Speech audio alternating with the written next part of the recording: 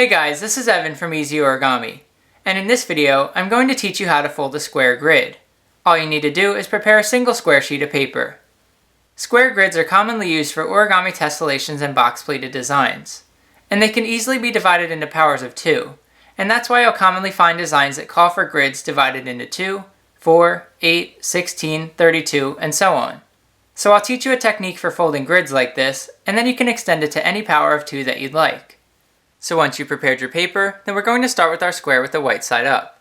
And then we're going to fold in half horizontally. So take this bottom edge and fold it up to the top edge. Align the corners and the edges. Then make your crease. And then unfold. Then we're going to rotate the paper 90 degrees and we're going to do the same exact thing. So again, we're going to take the bottom edge and fold it up to the top edge. Align the corners and the edges. Then make your crease. And then unfold. And now you can see that we have 2 horizontal divisions and 2 vertical divisions, which means we've created a 2x2 square grid. So to create a 4x4 grid, we'll need to divide each of these squares the same way.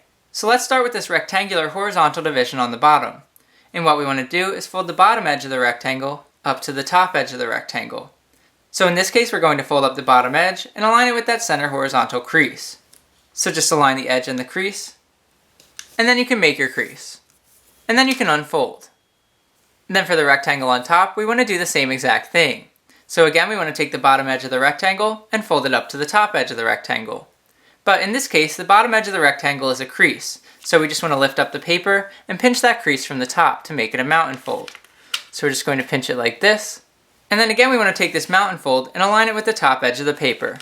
So we're just going to bring those 2 edges together. And once they're both aligned, then you can make your crease.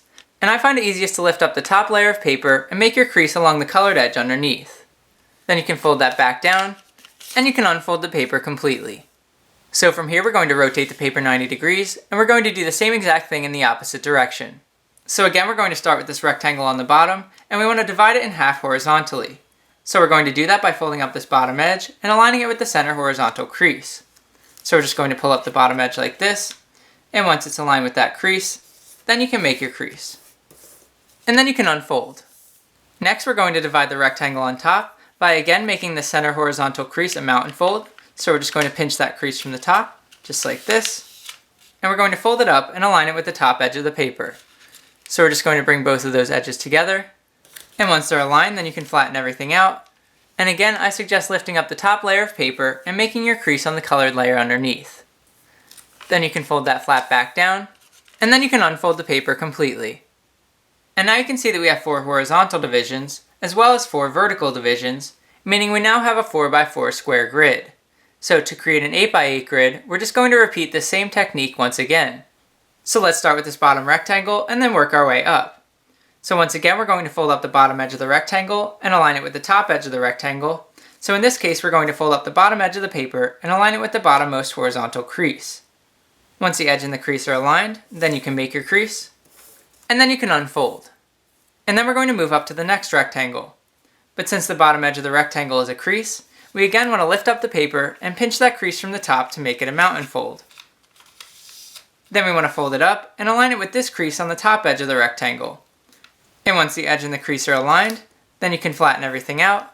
And again, I suggest lifting up the top layer of paper and making your crease on the colored layer underneath.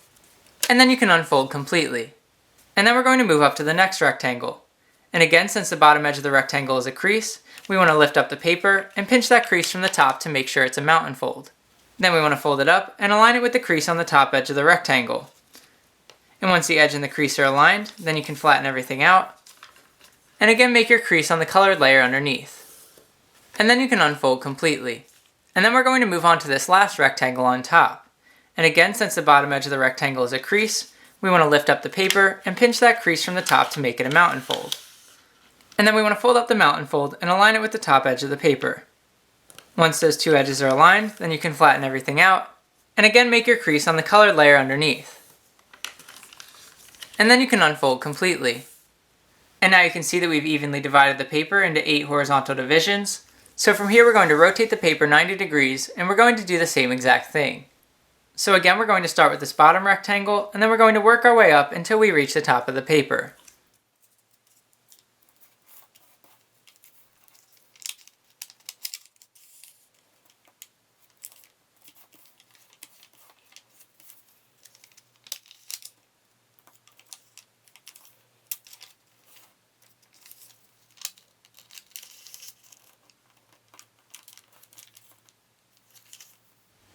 And now that we have 8 horizontal divisions and 8 vertical divisions, we've created an 8x8 square grid.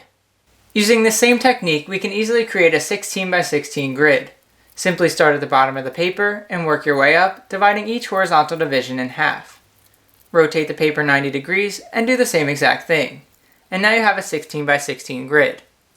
And this technique can easily be extended to create a grid divided into 32, 64, 128, and so on. There are many origami models folded from square grids, like my origami lizard and my EZ Tessellation design, so definitely check out my tutorials for those designs here as well. And if you like this video, please give it a thumbs up and leave a comment below. I'd love to hear what you think. And of course, subscribe to my channel and hit the notifications bell for more videos like this. Thank you for watching, and I'll see you in the next video.